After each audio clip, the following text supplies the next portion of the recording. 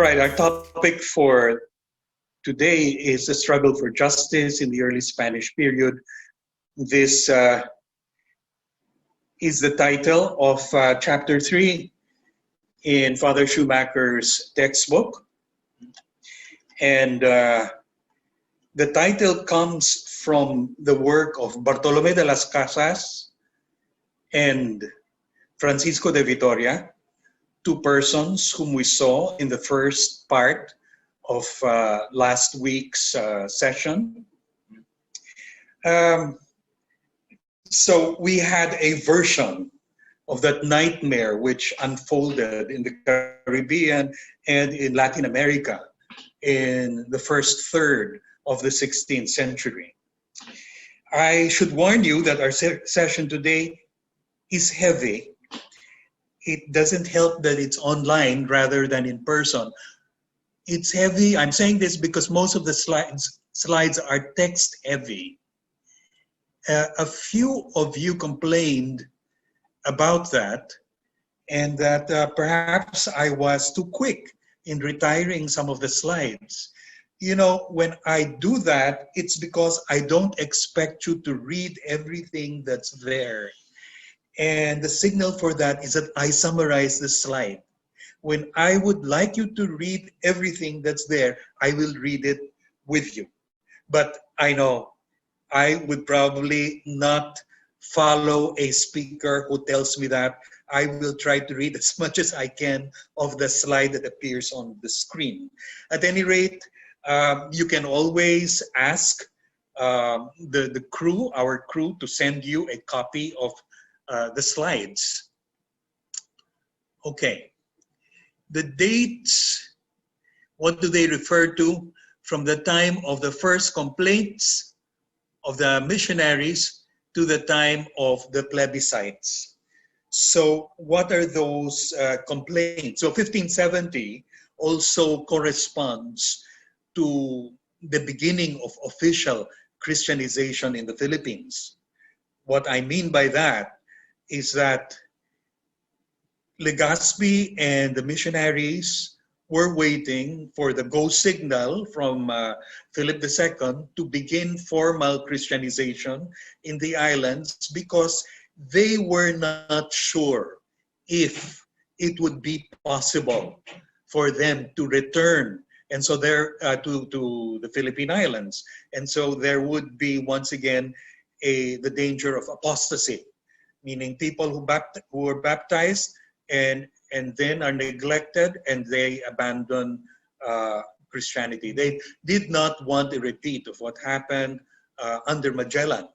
Okay, so the decision to commence Christianization formally, I put it that way because in fact there were baptisms before 1570 in Cebu and Iloilo.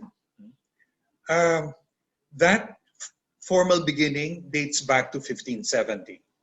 And 1570 is also the time when the first letter to the king was written by a missionary, friar missionary, by an Augustinian, complaining about Legazpi allowing a group of soldiers under Andres de Ibarra to raid the coastline of what we know as Albay. They came back to the camp in Panay with loot, right? Okay, and then the plebiscites, I mentioned plebiscites, which are commemorated by 1598. Well, we're going to look at those, but basically there were plebiscites in which the king asked the Christian communities or pueblos whether they wanted to continue as vassals to the king or not. And they were assured that nothing would happen to them if they refused. Parang mahirap paniwalaan, no? Okay, this period was crucial for producing the autonomous communities we know as pueblos The term pueblo is usually translated as town, but a better translation in English is townships.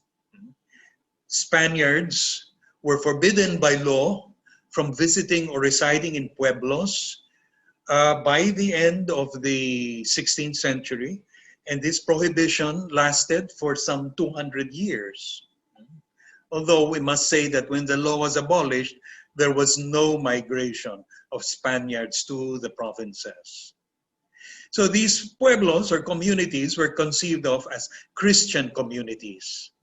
Nevertheless, pagans or unconverted natives could continue living in them if they so wished. The pueblos were schools of Christian living, at least for the first 3 generations of Christians. Christianization and, in quotation marks please, civilization, or in Spanish, policia, which sounds like police, and you're right, Policia, were intimately linked. I will explain all of this later. This, however, would not have been possible except for the struggle for justice. Okay. Question: why was there a struggle for justice if the issues concerning Spanish aggression and rule had been resolved some 20 years earlier? I'm referring to the new laws of the Indies. You remember, we had a slide on that. Okay, so we will start with the denunciations from the missionaries. Okay, and this is the first which appears in Schumacher's textbook. Just to remind you all, it's when it says reading 3.2, 3 refers to the chapter and 2 refers to the reading number, right? We have received permission from Loyola House of Studies to give people who request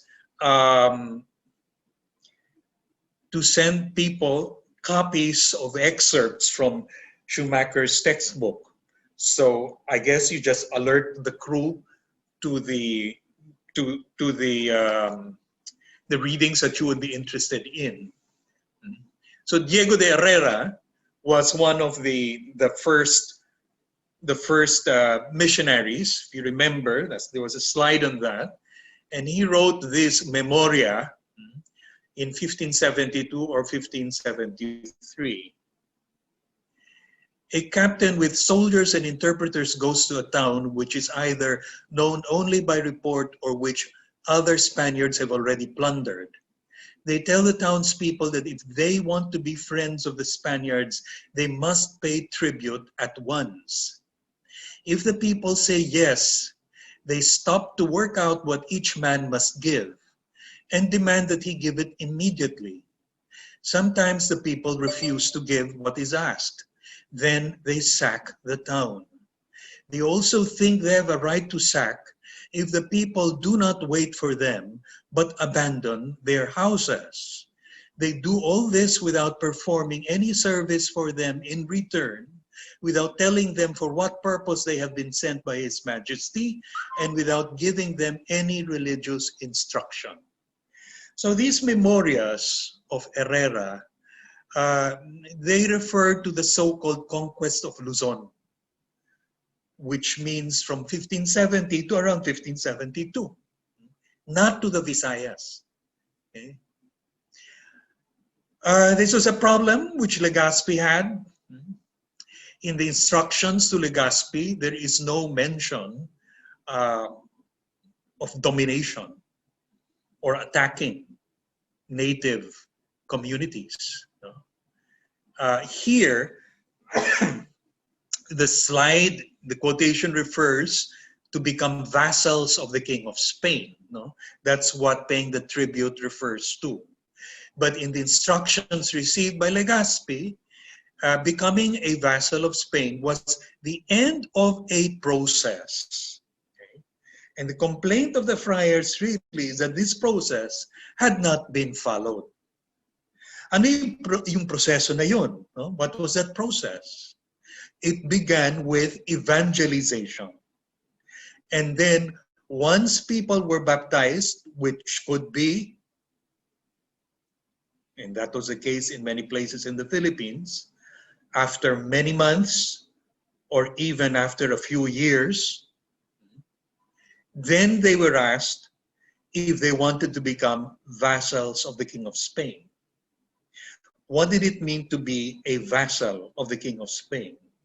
It meant that if the new Christian community was in trouble, then the Spaniards would protect and defend them.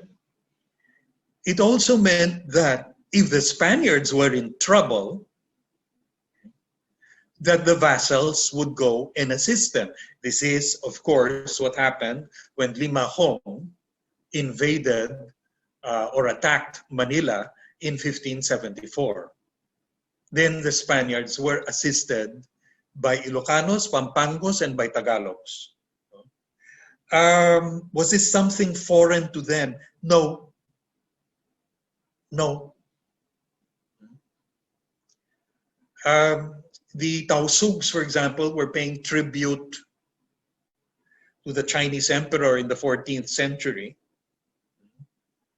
which meant that they had some privileges, trading privileges.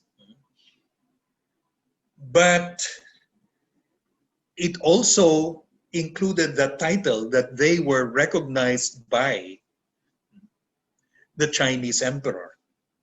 And there were such arrangements among the different communities in the Philippine Islands. Okay. You see this in the concept of sakop. Sakop is normally understood as conquest. Today, it means to say that somebody's power covers you, right? That concept, sakop ito nitong datu. Sakop itong mga lupa nitong datu. Is the concept that the Filipinos, that the natives were familiar with.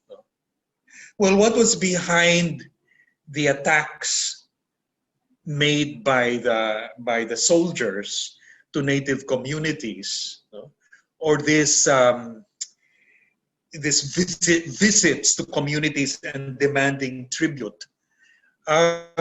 What is behind it was starvation. The soldiers refused to plant and to gather a harvest, right? This was their mentality, that if they were in a group sent by the king to a foreign land, they could live on the produce of that land. The problem is this: in the instructions, they were not allowed by the king to just grab whatever they wanted to consume them as food. They had to pay for them. And the problem was that the Filipinos the natives did not want to sell them food, even when they were ready to pay. And the explanation that historians give us is that the native economy at the time was a subsistence economy, that they had food enough for themselves. So if somebody came along, there were extra mouths to feed, some people would starve. Okay? All right, so we continue. The War Council considers it grounds for a just war if the natives say they do not want the friendship of the Spaniards, or if they build fortifications to defend themselves. Those who do this are killed or made prisoners, and their houses plundered and burned. This is why war was waged on Betis and Lubao, and on the stronghold stormed by Juan de Salcedo, the nephew of Legazpi, and on the town of Cainta, where the night before the battle, a native who had climbed to the top of a palm tree called out, "Spaniards, what did your fathers do to you? Or what debt did they owe you that you now come to rob us?" And the war on Papagan, which is Pampanga, was no different. In all these wars, the Spaniards killed many and captured many and sold them into slavery, particularly in the Pampanga War, where they say the natives challenged the Spaniards to fight. But the fact is that in all of them, there was no resistance to speak of. What does that last sentence mean? It means to say that the natives in certain communities, because not all of them challenged the Spaniards, others surrendered immediately, and still others fled to the mountains. No? They were there ready to fight the Spaniards, but as soon as the cannon sounded, often they would flee. Okay. That's what Herrera means. There was no resistance to speak of. But it's interesting to think of the reason why the Spaniards were violating the rules in the instructions of Legazpi. Apparently, the thinking among the soldiers was that the islands among which they were wandering was theirs by right. Theirs meaning to say Spain's and Spaniards. A right, perhaps they were thinking of the demarcation line. Okay. With no more pacification than the foregoing, the land has been divided and continues to be divided into encomiendas. An encomendero takes a number of his comrades with him to the town or towns which have been assigned to him, and this is the proclamation that he makes to them. Understand that I am your master, for the governor has given you to me. I will see to it that other Spaniards do you no wrong. Okay? So, ako po ang resback ninyo. Natives, Pinoys at that time, understood it completely. Most of them give no further account of themselves than this, with no mention made of either God or king. Forthwith, they proceed to demand tribute, each one as much as he is able to extort without measure. Now, the author of this letter is a missionary, so you see that what concerns him the most is the fact that the natives in the communities that they approach are not aware that they are there to evangelize. Okay. That's from the missionary point of view. Okay, a word on the encomienda. The encomienda was not a land grant. Okay, you'll find this in Schumacher's textbook. You can also find it in Horacio de la Costa's readings in Philippine history. So what was it? It was a grant of royal jurisdiction over the inhabitants of a certain territory. And it conferred the right to collect tribute, but it also imposed a series of obligations to bring peace, security, and justice to the people entrusted to the encomendero. As we're going to see later on, if the encomendero did nothing to bring peace, security, and justice, then the missionaries denounced him. Okay? Because he did not have the right to collect tribute. All right, the second letter, this one is dated 1574. Martin de Rada was the head of the missionaries at this time. I've asked for the opinion of all the fathers who were here at the time of the conquest. As I said, this refers especially to Luzon. And all unanimously affirmed that no part of all these islands has come under the power of the Spaniards by a just title. For no governor or captain may do so without an express order of His Majesty. Obviously, this refers to an instruction, except for war in defense of oneself or one's possessions when they are unjustly attacked. But neither in the first instruction which we brought here, nor in any later one, has His Majesty commanded that war be made on the natives. Indeed, He commands the contrary in a letter written from the Escorial. I would just like to call your attention to the topic of this letter, no? Whether or not Spain has any right to be in the Philippines and to declare itself ruler. Because I don't think this possibility ever enters the mind of most Filipinos. But when you read the letter of Martin Nerada, it doesn't look as if he's saying anything that should shock or surprise the king. Okay, what astonishes us today is the very idea of missionaries apparently challenging the colonial officials. Okay, so much for the myth of the missionaries being the pawns of the colonial officials. Further, the instructions to Legazpi do not counsel war. Unfortunately, they're not translated into English, but they have been published in Spanish. It's all the contrary. So, what the missionaries are looking at is the collection of tribute. All right, response from the conquistadors. All right, let's read this and you will see that there was a communication problem, obviously. The opinion of Father Rada says that no part of all these islands has come under the authority of the Spaniards by a just title. We have no reply to make to this because we came to these islands in obedience to your Majesty's command. And we are here obeying your royal command. Since we are not lawyers, we leave to others the question of what just title your Majesty has or can have to these lands. Ibang-iba yung pag-iisip nila. Their thinking is totally different.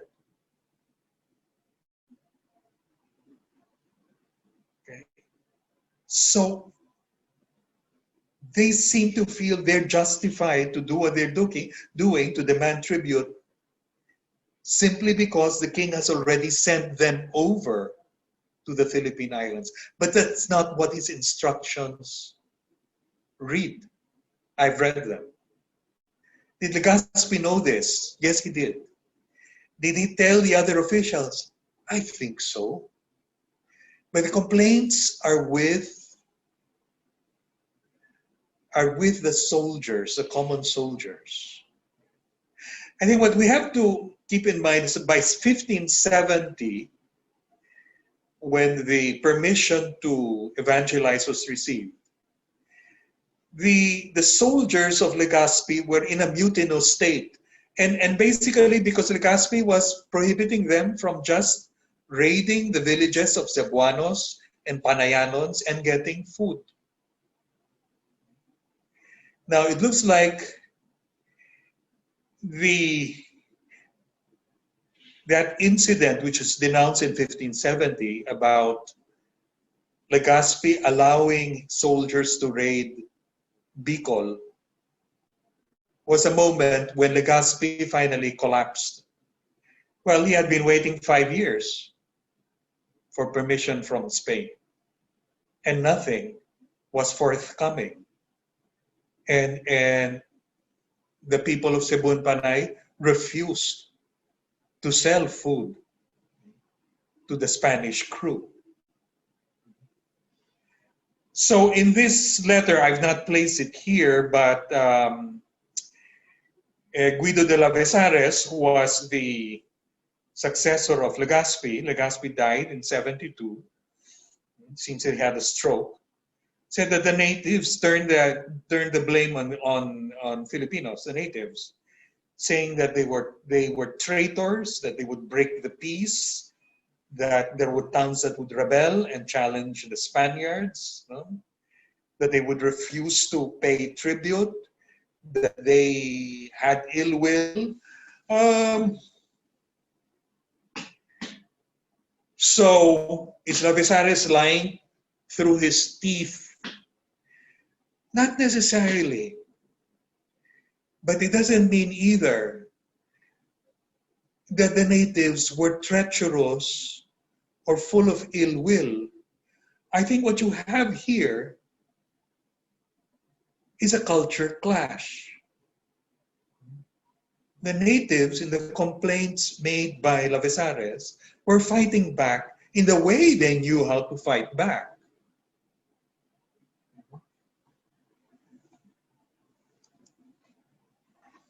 Whenever they make war, it is by means of ambushes and other traitorous stratagems, such that they provoke the Spaniards to defend themselves.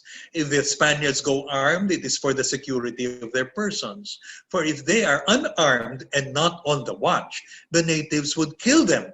And I think a Pinoy today would say, of course, as they have done to many Spaniards whom they have found going about alone. They have killed them and put them to death with great cruelties. And actually, I think we can also imagine Pinoys today say, well, sorry kayo. If they do not pay tribute to the Spaniards, the latter will have to take from them the supplies and other things they need for their sustenance, as happened before the land was divided into encomiendas. Okay, so two reasons are being given for the violent encounters. One is self-defense, and another is simply survival.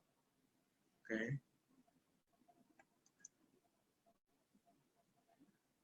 And then here is another letter from royal officials to the king, also 1574. It's interesting. I'm just going to summarize here. We're running out of time. The Augustinians, the letter says, have declared what sort of tribute it would be just for Indios to pay. And the letter is complaining, that's too little, we can't live on that. Interesting. Whom are the missionaries siding with? Okay. Is it possible that there is intrigue between the soldiers and the missionaries want to get the upper hand? I think it's easier to say, simply say, that the missionaries, who were obviously imbued with the ideas of Bartolome de las Casas and Vittoria, to say that they thought this was the just amount. And so the Augustinians fight back, refusing to hear our confessions. They have declared that your majesty does not own or possess this land with good title. And at the end of what we have here on the screen, it says, please, your majesty, can you tell us whether or not we have any right to be here in this land? Please don't get swept away by the drama. I want you to see beyond this, because there are many myths about the relations between church and state in the Philippines. And none of the slides we've been looking at so far is supporting many of those myths.